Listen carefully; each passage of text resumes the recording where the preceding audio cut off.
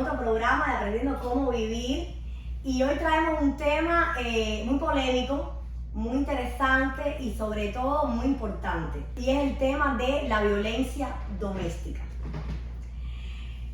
Yo pienso que la violencia doméstica es algo que se vive mucho hoy en día y que muchas veces pasa desapercibida, algunos tipos de violencia doméstica, porque no tenemos la educación para poder identificar o la información para tú poder decir, oye, me parece que esta persona me está violentando o me está haciendo violencia emocional o verbal o incluso violencia física, etc.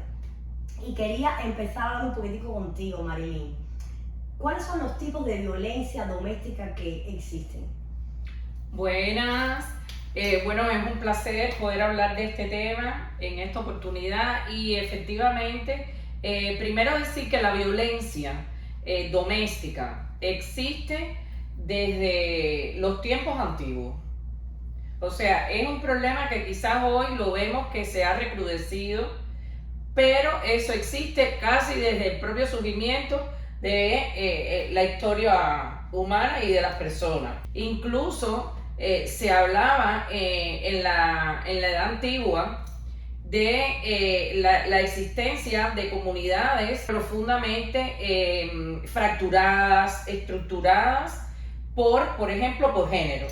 Los hombres dedicados a un tipo de actividad y las mujeres a otra. Eso ya es un tipo de segregación y de violencia, sin quizás esas personas haberlo entendido de esa manera, pero ellos mismos fueron de alguna manera abonando el camino de lo que hoy se ha convertido en un mal social y yo diría global. Hay muchos tipos de violencia doméstica. En primer lugar, la violencia doméstica es considerada como la violencia intrafamiliar, que puede darse no solo entre las parejas, sino también entre los individuos de una misma familia, entre, por ejemplo, la familia tiene diferentes grupos de edades y a veces, sin darnos cuenta, se ejercen hacia los abuelitos o hacia las mujeres de la familia o hacia los niños de la familia. Hacia los hijos. O los hijos, hermanitos, sobrinitos. Realmente la violencia no es más que una relación de poder. Y está muy relacionado, hablando la semana pasada del tema del narcisismo. O sea, hay muchos rasgos que están en la base de la patología narcisista que tienen que ver, como decíamos la vez pasada, con este tema de el poder y de las relaciones de violencia. Pero entre los tipos de violencia está la psicológica. La persona que violenta pues lo hace a partir de determinados patrones de creencias, de pensamientos que generan entonces conductas en la víctima que hacen que se aísle, que hacen que tenga miedo, que hacen pensar que incluso que le baje la autoestima, que se vea menos, o sea, va más hacia esa parte donde se degrada a la persona. La autoestima de la persona. Pero en términos del conocimiento, de la autoestima. Está la violencia emocional, todo está conectado. Todo está relacionado. Todo está relacionado. Ahora, la emocional más bien está en el tema de los sentimientos. Sabe, la persona que ejerce la violencia conoce a su víctima o la estudia. Y entonces sabe dónde le duele, sabe dónde se va a quebrar. Y ahí es donde va. Y hace igualmente creer que es menos, que sus ideas no son importantes, son anuladas, claro, y demás, y entonces ya ahí ejerce esa violencia desde el punto de vista emocional. Está la violencia física. Y puede también, disculpa Marilyn, que cuando ejercemos la violencia emocional, utilizamos mucho lo que es la violencia verbal para denigrar a la víctima. Exactamente. La denigramos, podemos buscar quizás algo en su apariencia física para denigrarla, óyeme, tú has subido mucho de peso, estás gorda, O estás así, exacto, o está flaca. exacto, usa cosas del aspecto quizás físico Y para también, denigrar a y la también persona. disculpa, pero usa cosas de la historia de vida de esa persona, Exactamente. donde ella tuvo un momento de debilidad, de quiebre, de duelo, de lo que sea que le impacta, y se lo trae una y otra vez a la actualidad para que esa persona se mantenga Su vida abajo, de sufrimiento. sumisa. Entonces está la violencia física, que es la violencia que entra en acción cuerpo a cuerpo, ¿no? Exactamente. Y muchas veces las personas dicen, bueno, yo prefiero que me agredan, hay gente que hasta dice eso, yo prefiero que me agredan físicamente que lo hagan emocional o mentalmente, porque es más doloroso, le cuesta más trabajo salir de eso, porque cuando el evento es físico es un momento determinado. Claro. Pero cuando es mental o emocional es todo el tiempo, entonces es como un calvario, vive en un calvario.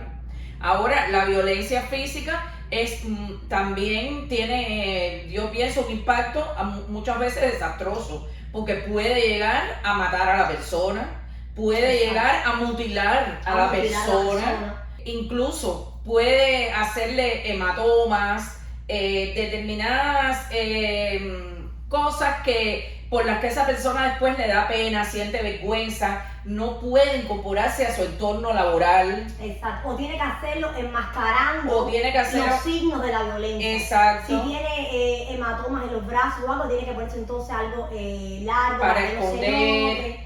Sí, exactamente. Ahora también existe una manera de reconocer, aunque tú trates de ocultar todo eso, que una persona puede estar pasando por episodios de ese tipo. Por ejemplo, mediante el conocimiento del lenguaje no verbal. Las personas que tienen problemas de violencia caminan cabizbaja, tú la ves así mirando hacia un lugar que no es un foco determinado, está como perdida, una mirada perdida, constantemente no se concentran.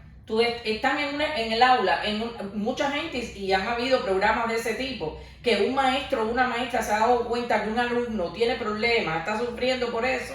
No porque lo dijo, sino porque cómo perciben los cambios. Exacto. En sus rostros, en sus comportamientos. O quizás fue un estudiante que tuvo un desempeño académico bueno y de momento el estudiante empieza a tener bajas notas. Exacto. Hay un cambio. O se escapa de la escuela. Exacto. O empieza a tener conductas agresivas. Con sus otros compañeritos del aula. Con sus otros compañeros, porque a veces la persona que es violentada no ejerce violencia recíproca hacia la persona, hacia la fuente, sino que lo desemboca en otro. Exacto. Porque se vuelve también violenta porque vive en un estrés, en un desespero que tiene que canalizar de alguna manera. Entonces a veces le dicen una información y se molesta, le dicen una noticia y no le gusta, y tiene actitudes de ese tipo que incluso a veces los familiares, si no conviven con esas personas, se dan cuenta y dicen cómo ha cambiado Marilyn, o claro. Qué raro. Está más distraída, ¿Qué le pasará? A veces hay violencia en la familia, porque esa violencia que estamos diciendo casi siempre la vamos orientando hacia la parte de la pareja, pero también puede ser que por ejemplo, cuando anulamos la voz de un abuelito que convive con nosotros, no, tú no opines porque este tema no es tuyo. O del niño, no, tú ahora no te metas porque tal cosa. Todos tenemos que tener límites, pero ahí tiene que haber una relación de horizontalidad, de apertura, de armonía, y a veces sin darnos cuenta ejercemos eso en el seno de la familia, con nuestras amistades. A veces no la tratamos de la mejor manera, no reprendemos una actitud negativa de la mejor manera. Exacto. Lo hacemos con una violencia casi siempre sin darnos cuenta de que hemos caído en el círculo, que después vamos a hablar de eso, de la violencia. Exactamente. Y en este país que nos llama siempre mucho la atención respecto al bullying, en las escuelas cuando vemos un niño que está abusando también emocionalmente y físicamente a otro niño. Le prestamos mucha atención al niño que está abusado, por supuesto, pero el niño que está abusando, ¿de dónde viene esa raíz de abuso? Ese niño es muy probable que esté sufriendo violencia doméstica en su hogar y entonces está canalizando esa violencia con otro estudiante en el aula. Exacto. Y entonces ahí hay que darle atención a los dos, tanto al que hace el bullying como al que recibe el bullying. Y por eso tenemos en las escuelas consejeros, psicólogos para poder dar tratamiento a este tipo de personas y de situaciones. Y bueno, hablamos de la violencia psicológica, emocional, física. La del entorno. La del entorno tiene que ver con, por ejemplo, cómo está pasando actualmente en el fenómeno del tráfico. De pronto, un carro te sobrepasa, un carro se te mete adelante y los choferes se bajan y quieren fajarse. Que la gente se faja por cosas que son bobas y que vemos que se meten puñaladas, se meten tiros. El otro día, imágenes que se han dado por el televisor, uno está en una playa y de pronto un grupo se faja con el otro y uno fue a la playa con sus hijos a relajarse y termina teniendo que salir huyendo si no eres víctima de ese problema que no es tuyo. Claro. Y también pienso que se ve la violencia social cuando el abusador emplea mecanismos para aislar a la víctima. Trata de aislarla de su familia, de sus amistades, la separa de su grupo de apoyo para tenerla totalmente aislada, incomunicada. Y usa estrategias para tener a la víctima controlada, porque esa es una de las características de la persona que es abusadora, que ejerce un control total sobre la víctima. Por ejemplo, en el caso de quizás de que sea una mujer, si la mujer por alguna razón no sabe manejar un auto, él no se esfuerza en decir, ay, voy a hacer de mi mujer una mujer independiente en mi vida, ¿cómo no? Vamos a buscar un profesor, déjame yo ayudarte a manejar. No, a él le conviene que la mujer no maneje, que no tenga auto, que esté recluida en el hogar, limitarla socialmente de todo. Y cuando hay un choque te dicen, esa debe haber sido una mujer. Sí, eso es violencia, porque eso es un estigma. Es un estigma, exactamente. Entonces, el abusador busca mecanismos para también socialmente implementar su violencia y aislarte, de manera tal que la víctima no tiene salida. No tiene salida. Y también te emplaza constantemente en tus grupos de amistades, en tu grupo familiar, te hace pasar pena, bochorno. Te humilla. Te humilla. Te dice, no, eso no es así, ¿quién te dijo eso? No, espérate un momentico que estoy hablando yo. Tú no eres buena para nada, o tú no eres bueno para nada. Hay mujeres también que ejercen la violencia. Sí, claro. No vamos a irnos a decir que son solo los hombres. Hay mujeres que también ejercen la violencia y pienso que es hasta un poquitico, vamos a decir, quizás un poco más difícil que un hombre se sincere y diga, yo soy víctima de violencia doméstica, mi esposa me humilla, me maltrata, verbalmente me violenta, emocionalmente me siento abusado y físicamente mi esposa también me ha violentado. Porque vivimos en una sociedad machista. Exactamente. Donde eso se mira mal, porque entonces es objeto de bullying igual ese hombre. Sin embargo, si son las mujeres las que están viviendo así, pues la sociedad como la que acepta. Exactamente. Tolera más que eso suceda. Exactamente. Y vamos a hablar un poquitico, Marilyn, de la violencia sexual. ¿Qué tú entiendes por violencia sexual? Violencia sexual es cuando la persona no quiere tener acto sexual, no tiene deseo. Exacto. O por las razones que sean, se siente cansada, se siente molesta, se siente indignada por un episodio, puede haber sido de violencia, y el esposo o la esposa o la pareja te obliga a que tú tengas sexo con él o con ella. Eso es para mí la violencia sexual. Entonces, eso es una transgresión a tu identidad, tu identidad corporal, emocional, mental. Eso es una falta de de derechos. O sea, esa persona no está ni tan siquiera protegiendo ni cuidando los derechos que tú tienes como individuo. Como individuo, como persona. Porque el problema es que cuando uno se convierte en una persona que es víctima de violencia emocional y mental, ya la física también está por añadidura. Uh-huh. ¿Por qué? Porque cuando hay un solo tipo de violencia, ya no hay respeto. No, y es que es muy difícil que tú seas víctima de violencia emocional y termine ahí. Exacto. Eso va escalando. Eso va escalando y ya la esencia de la violencia es que no te respetan. Y Exacto. cuando no te respetan, no te respetan. ¿Cómo tú le pones un alto a alguien para decir, no, yo no quiero que me toques? No hay que ir ni tan siquiera a hacer el sexo en su máxima expresión. No me toques. Exactamente. No me des un beso. Es tu derecho. Es mi derecho, pero a esa persona, si te grita, si te altera desde todos los puntos de vista, ahí te dice, de nuevo, tienes que hacerlo. Incluso a veces te lo hace hasta ejerciendo violencia física. Exactamente. Lo que pasa es que la violencia sexual, quizás las personas tienen la idea de que hay violencia sexual es que me violen. No precisamente es una violación. Pues, claro, es una violación quizás a tus derechos, pero no es el acto de la violación. Simplemente yo pienso que el acto sexual tiene que ser entre dos personas que ambos desean tener el acto sexual en ese momento. No simplemente que uno de los dos desee tener el acto y el otro, ay, yo cedí para no oírlo. O para complacerlo. Para complacerlo a él. Porque también la sociedad nos ha puesto en esa estructura, en ese marco, de que las mujeres tienen que hacer su papel. Hacer su papel y mostrarse como si fuera un objeto sexual ante el hombre y complacerlo siempre que el hombre desee, donde él desee y como él desee. Y ahí también hay violencia sexual. Se enmascara, pero hay violencia sexual implícita.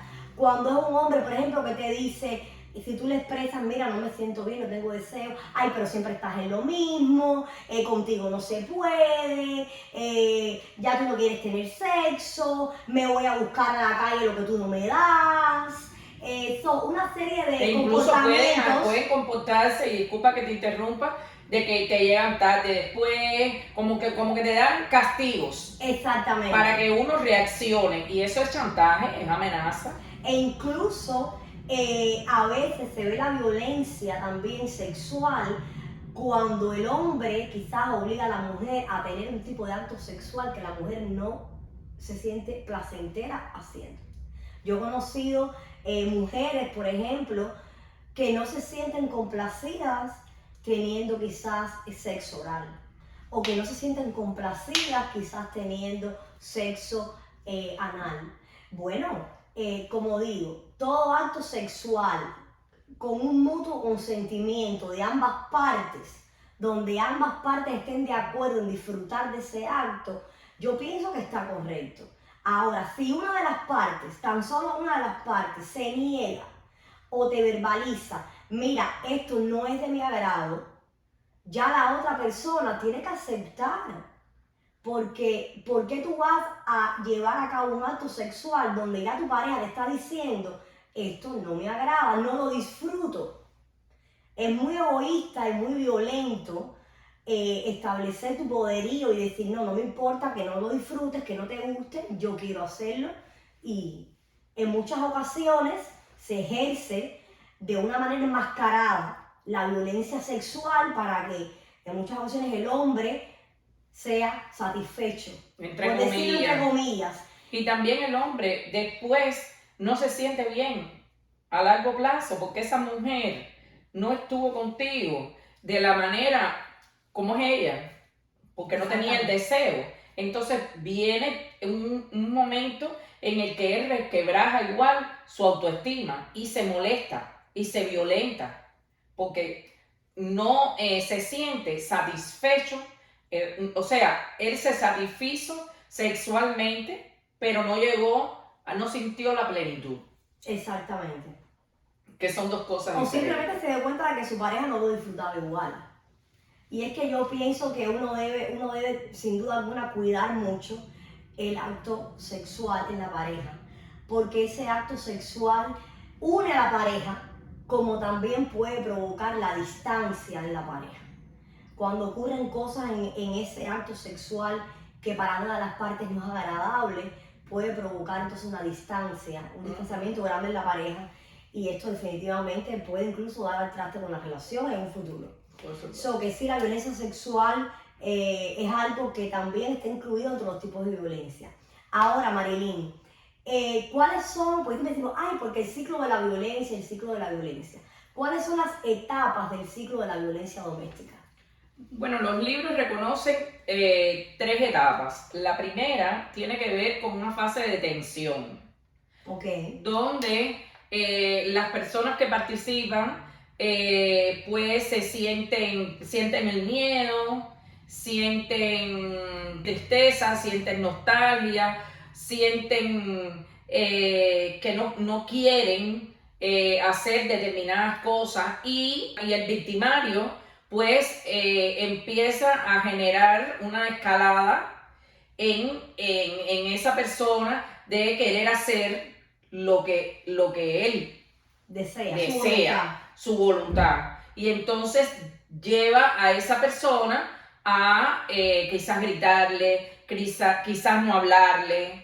Sí, la ley del hielo. Exacto, o discutir demasiado, y entonces todo eso empieza a escalar.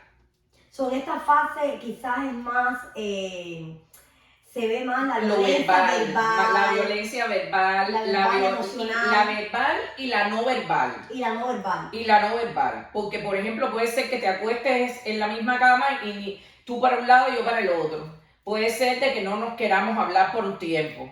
Guerra fría, como decimos. La ley del hielo, que exacto. También es un tipo de violencia. No, estás ahí pero no te estoy mirando. No hago ver de que yo te persigo, de que yo te tengo en cuenta. Y eso, por supuesto, va molestando a la otra persona, que puede sufrir en silencio todo, pero que llega un momento, como todo el mundo, que estalla. ¿Por qué? Porque cuando estalla cualquier crisis, cuando los de arriba no pueden y los de abajo no quieren. O sea, cuando el que está abajo, que es el víctima, no quiere, y el de arriba ya no puede seguir, porque llega un punto que la víctima con su actitud te paraliza por mucho poderío que tú tengas. Cuando esa confrontación existe a nivel de la pareja, entonces se produce la segunda etapa, que es ¿cuál? El estallido. La fase aguda. La fase ya aguda, en la que se produce lo que va a producirse. Si es el golpe, es el golpe. El evento violento. El episodio violento. Ya, que ocurre en esa fase aguda. Que ocurre en esa fase aguda, donde ya la pareja, a través de todo lo que se hizo en la primera fase, se dieron cuenta que los conflictos eran irreconciliables. Exactamente. Y la única manera de reconciliarlo para el victimario es ejerciendo la violencia física. La violencia. La violencia física, sobre todo en esa fase, es la violencia física. Exacto. Y entonces después de esa fase donde la víctima queda devastada o devastado, ¿verdad? Ya dice, me han denigrado todo lo que tenía, mi cuerpo, quizás fue delante de otras personas, la vergüenza, todo. O quedan también secuelas del acto violento. O quedan secuelas, moretones, rasguños. Dice, ¿cómo voy a ir a mi trabajo? ¿Cómo me voy a presentar delante de mi familia? Exacto. Ese conflicto. Exacto. Y entonces, la tercera fase es cuando como que se produce un proceso a los días de calma, de análisis de lo que pasó, donde el victimario empieza a plantear el arrepentimiento, el dolor que sintió por el suceso, te llena de regalos, de elogios. Me dolió más a mí que a ti. Exacto, pero tú me llevaste a eso. Te expresa la culpabilidad y te hace ver de que tú eres o él o ella la culpable del asunto. Y la persona que es víctima pues tiene alguna codependencia todavía del victimario que decide aceptar todas las excusas que da. Y entonces no llega a creérselo. Se lo cree, me lo puso así acepta. violento porque yo lo irrité. Porque yo lo irrité, se empieza a echar las culpas. Exacto. Las personas, si hace el cuento a personas que la rodean, la persona dice, no puede ser, analiza esto, pero esa persona no analiza nada. El victimario la tiene como hechizada en su estructura que no logra salirse. No, y en su mente yo pienso que la víctima también uno de los pensamientos que tiene es que dice, él va a cambiar, él es un buen padre. Porque eso es algo que también él te dice. O ella te dice, yo voy a cambiar esto, voy a caer en lo mismo, pero tú verás que como el alcohol, o como la droga, o como el cigarro, yo lo voy a poder superar. Si hay gente que pudo con esas cosas, yo también lo voy a poder superar. Exactamente. Y entonces la otra persona le da como que, como oportunidades, como chances, y entonces empieza a repetir y repetir, y están un tiempo en paz, un tiempo en armonía, van incluso a una luna de miel. La fase de la luna de miel, la reconciliación. Exacto. Esto no va a volver a pasar, yo te lo prometo. Y viene una etapa de compensación. Vuelven a vivir hasta que casi que un noviazgo, como al inicio de la relación, que nunca es igual. Claro. Después de que pasó eso. Pero bueno, el victimario simula, le crea todo un ambiente como para que se sienta lo mejor posible. Exacto. Y cuando esa persona ya está tranquila, ya está más estable emocionalmente, ya dice, está cambiando, de verdad que está funcionando, viene por cualquier situación. Hay el quiebre nuevamente, la explosión, y vuelve de nuevo la etapa de tensión. O sea que ese ciclo vuelve una y otra vez. Y se repite. Y yo pienso que en el ciclo de la violencia va por escala. Yo pienso que quizás cuando ya el primer evento, quizás violento, quizás es un jalón brusco de pelo, o quizás es un manotazo en la cabeza, o quizás es un bofetón en la cara, pero ya o algo que le hagan así. O algún acto violento, pero no quizás tan violento. Y después se va el ciclo repitiendo y ya entonces ya no es así, ya es un golpe más fuerte, ya es te empujé contra el piso. Entonces es un ciclo que va escalando, las manifestaciones violentas van aumentando hasta que ya son cosas ya a veces hasta desfiguración del rostro, y sabemos que el feminicidio, que es la muerte de la mujer por violencia, están en los niveles grandes. En América Latina hay gran cantidad anualmente de mujeres que mueren víctimas de violencia doméstica. La violencia doméstica es un tema real, es un tema de suma importancia y es un tema mundial. Es un tema que está a todos los niveles y que no distingue de género, de cultura, de estatus social. Hay personas que tienen unos altos niveles en la sociedad y sufren violencia doméstica. Hay quienes son profesionales, tienen grandes cargos en cualquier nivel, son grandes deportistas, cantantes, matemáticos, historiadores, periodistas, de todo tipo. Médicos, abogados, a todos los niveles. Y que sufren de ese comportamiento, o sea, sufren ellos mismos ese mal. Y entonces, Marilyn, ¿qué es lo que impide que la víctima rompa con el ciclo de la violencia? ¿Qué es lo que le impide a esa víctima decir hasta el aquí? Miedo. La primera cosa es el miedo. El miedo, ¿por qué? Porque ha estado tan metida o metido por tanto tiempo en ese ciclo que no sabe cómo salir de él. Tiene miedo a decir hasta aquí por lo que le pueda pasar, por amenazas, chantajes del abusador hacia ella, hacia su familia, hacia sus hijos, y teme mucho perder. Segundo, puede ser por la codependencia emocional que se ha creado. Es que yo no me veo sin esa persona.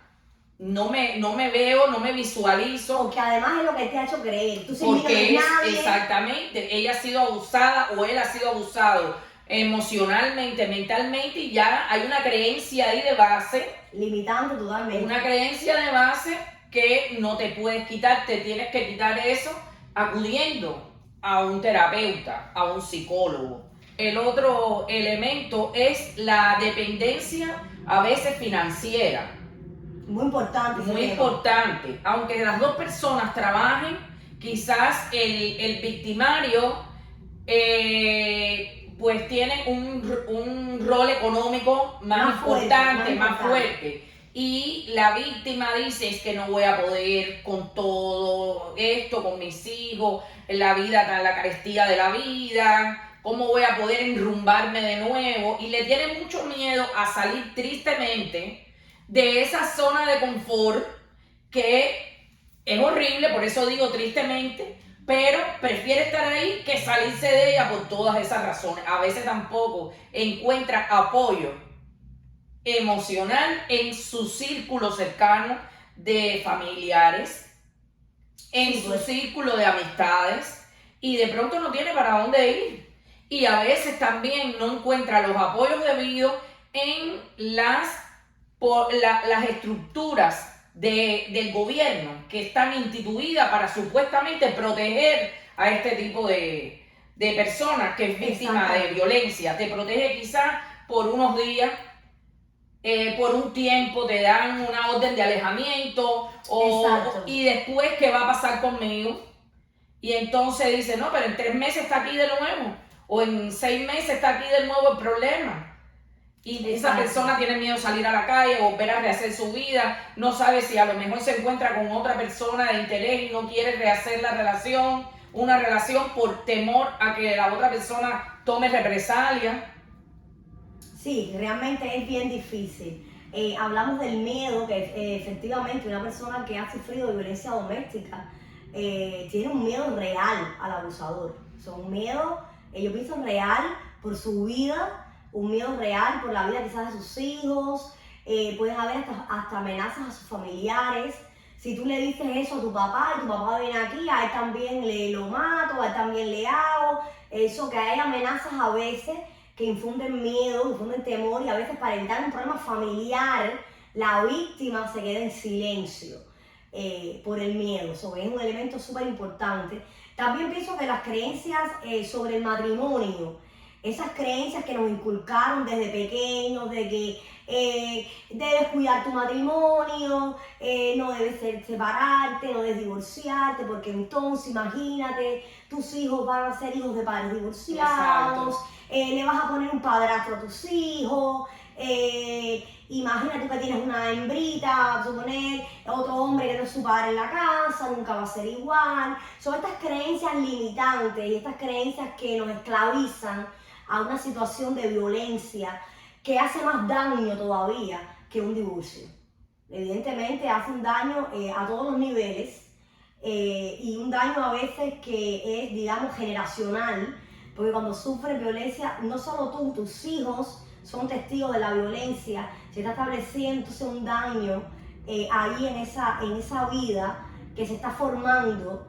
Y pueden creer ellos que ese tipo de relaciones es lo que se establece como una relación normal y después repetir patrones en un futuro, y quizás el niño que vio a su papá abusando toda la vida de su mamá, el día de mañana es un abusador, o la niña que vio también ese vínculo patológico. Permite el abuso. Permite el día de mañana, o busca un hombre semejante a su padre para hacer su vida, o se busca en manos de otro abusador. So que evidentemente es bien difícil salir del ciclo de la violencia. Y yo pienso que las personas, yo por ejemplo, que he sido víctima también de violencia doméstica, y puedo decir que me costó mucho salir de ahí, le doy gracias a mi terapeuta, que me ayudó estando en el ciclo de la violencia, después del ciclo de la violencia, y todavía estoy con mi terapeuta, porque pienso que hay cosas que cuando uno sufre un daño de este tipo, hay cosas que llevan tiempo para sanar, nuestra alma, nuestra vida, para dar la mejor educación a nuestros hijos. Indiscutiblemente necesitamos ayuda profesional. Y yo pienso que una de las primeras cosas que tiene que buscar una persona que sienta, que quizás está viendo este programa y piense, oye, yo estoy siendo víctima de violencia doméstica, yo estoy a cualquier nivel de los que hemos mencionado, yo pienso que una de las primeras cosas que debemos hacer es buscar ayuda profesional, con un terapeuta, un psicólogo, un terapeuta de la salud mental, un profesional que nos pueda ayudar a salir del ciclo de la violencia. Y otra cosa que debemos buscar desesperadamente después de tener esta ayuda profesional es buscar ese círculo de apoyo. Necesitamos nuestros familiares más que nunca, necesitamos nuestras amistades cercanas más que nunca. Esas personas que van a estar ahí para escucharnos, para tendernos una mano, para ayudarnos incluso financieramente a la hora de tomar la decisión de romper de verdad con el abusador. Porque una de las cosas que sucede, que lo vemos en muchas familias cuando tienen una persona que sufre violencia, dice, pero es que yo sé que no lo va a dejar. Yo no me meto en eso porque lo que voy a salir dañada, yo voy a ser perjudicada porque al final ella siempre vuelve con él.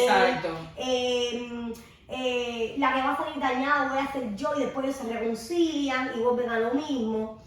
Pero la realidad es que es difícil salir del ciclo, es difícil, necesitamos, la persona víctima de violencia necesita ese apoyo familiar y amistades para salir de ahí y no creo que sea algo que se pueda hacer por sí solo sin apoyo, pero sí creo que la persona que es víctima tiene que tomar la decisión, tiene que decir, me voy a separar, voy a poner un stop en esta relación, no sé cómo voy a salir de esto, no sé cómo voy a pagar mis biles, no sé quizás ni a dónde voy a ir, pero sé que esto no lo voy a tolerar más. Entonces ese es el punto a donde tenemos que llegar con la violencia doméstica y nadie merece ser violentado. Así mismo. No importa la situación, no importa el desacuerdo, no importa, nadie merece es ser una violentado. Cuestión de derecho y dignidad. Y de integridad. Y de integridad. Y conectando esto con nuestro centro, ¿verdad? de salud mental, yo quería recordarles a las personas que nos están escuchando que muchas de las personas que son víctimas de violencia doméstica terminan teniendo serios problemas de salud mental y que en su proceso, en su fase precisamente de rehabilitación, de recuperación, requieren de asistir a estos programas. ¿Por qué? Porque esas personas terminan teniendo padecimientos de ansiedad, depresión, insomnio, PTSD, ira, trastornos de la alimentación. Y todo eso, uno, por ejemplo, cuando llega una persona con ansiedad y depresión, clasifica para estar en este lugar. Pero cuando uno hurga, se da cuenta, busca las causas, busca los móviles, y algunos de esos móviles están ahí. Quiere decir que la violencia doméstica y sus efectos no se quedan solos, incluso en tomar la decisión. Por eso es que tú asistes todavía a una terapista o a un terapeuta. Exactamente. Es porque hay que seguir. La rehabilitación no es de un mes, de 2 meses, simplemente es de tiempo. Tienes que estar tiempo. Quizás puede que las terapias después ya no sean semanales, sean cada 15 días, sean una vez al mes, pero sí, indiscutiblemente tú necesitas ventilar todas esas cosas que tú sufriste, sentiste, padeciste. Y por supuesto hay heridas que quedan, que están ahí y que tú necesitas tener tu servicio con tu terapista para poder entonces tener una total recuperación. Y qué bueno que hayan personas, yo estoy segura que hay muchas personas allá afuera que también han sido víctimas de violencia doméstica, que también se han rehabilitado, que también se han recuperado, que también han rehecho su vida nuevamente, hasta con una nueva pareja, que hoy tienen una nueva estructura familiar, que son felices. Yo pienso 100% que es posible romper el ciclo de la violencia, que es posible salir de ahí. E incluso creo que es posible que los dos salgan de ahí si hay un verdadero compromiso de ambas partes y ambas partes buscan ayuda profesional. Si ambas partes buscaran ayuda profesional, pienso que es posible que ambos puedan salir del ciclo de la violencia. Pero bueno, creo que es un tema súper importante. Le doy las gracias a Marilyn por haber traído este tema aquí al programa. Y yo bueno, a ti, Delia. Gracias. Y bueno, esperamos que haya sido de su agrado. Si les gustó el programa, por favor, denos like, suscríbanse al canal. Esperamos con ansias todos sus comentarios. Pueden sugerirnos temas también en los comentarios para hablar en el programa. Y síganos en las redes sociales. Tenemos Instagram, tenemos Facebook. Compartan del programa en sus redes sociales. Usted no sabe dónde puede haber una persona que cae en silencio, que es víctima de violencia doméstica y puede ver este programa y puede simplemente levantar el teléfono y pedir ayuda de profesionales. Me siento agradecida de tener un team de profesionales de salud mental súper preparados, experimentados en este tema, así que estamos a disposición de todos ustedes. Si desea una cita, puede llamarnos al 954-280-2056.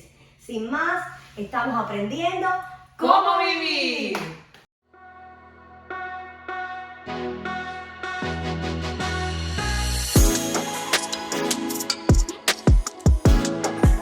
Mi nombre es Yurki Santander, soy paciente de Marilyn, me atiendo con Multihealth Community Center y veo que me han dado muchos resultados las terapias, he dado un cambio bueno al relacionarme con los más pacientes y me ha dado buen beneficio. Creo que voy mejorando y estoy muy agradecido con las terapias que me están dando, con las sesiones que me dan, porque he mejorado mucho. Y recomiendo esta opción, que es una buena opción para todo el que pueda llegarse por acá, para que se atienda. Pienso seguir dándolo para seguir mejorando entonces.